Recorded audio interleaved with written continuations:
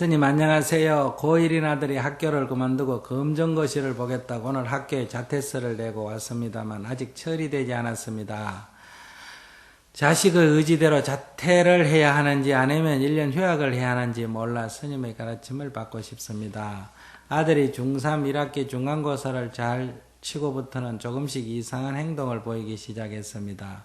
천천히 걷는 등, 때로는 엄마에게 소리를 지르기도 하고 냄새난다고 옷을 자주 갈아입는 등, 이 모든 것을 저희 어리석은 부모들은 성장하는 과정에 일시적으로 나타나는 현상이라고 생각했습니다만 나중에 알고 보니 친구들에게 따돌림을 당하여 무척 힘들었습니다.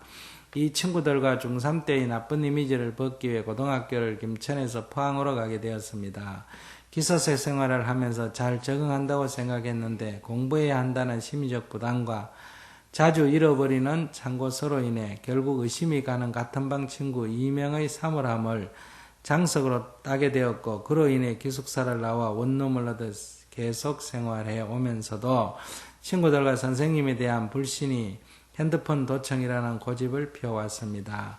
입학부터 같은 반 친구들이 제 아들에게 말을 걸어도 제 아들이 대답을 하지 않으니 자신들을 무시한다고 아들을 괴롭히기 시작하였습니다. 다른 친구들에게 욕도 한번 못하는 아들이 짓궂은 친구들의 놀림에 감정이 극도로 달한 상태에서 경찰에 찾아가 신고까지 하는 우여곡절을 다 잘 넘기고 이제 한마음 놓고 있었는데 자식이 자퇴하겠다는 강한 의지에 저희 부부들은 날벼락을 맞는 참담한 심정입니다. 만약 자퇴를 한다면 부모가 자식을 어떻게 도와줘야 할지 가르쳐 주십시오.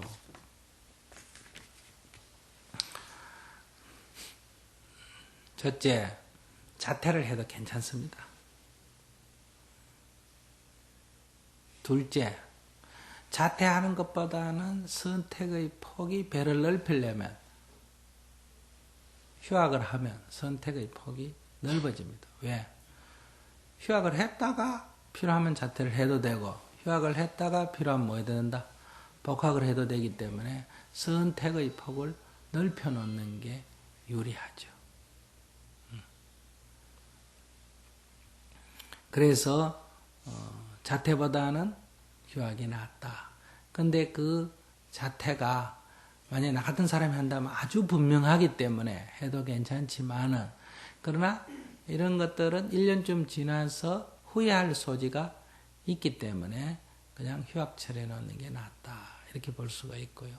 두 번째, 아들은 지금 여러 가지 객관적인 그런 조건들이 있지만은 이건 정신질환에 속합니다.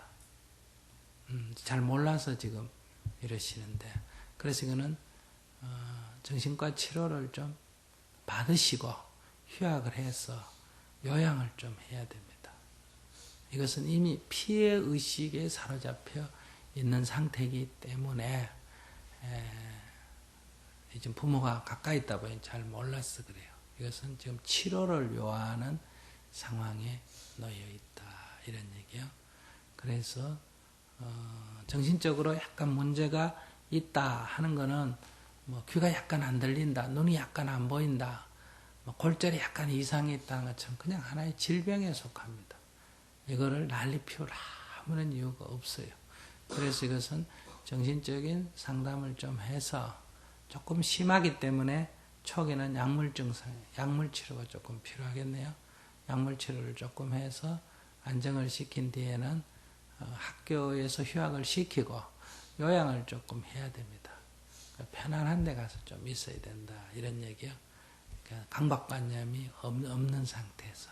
그래서 반드시 다시 말씀드리지만은 일단은 병원에 가서 치료를 받고 약물 치료를 조금 해야 된다.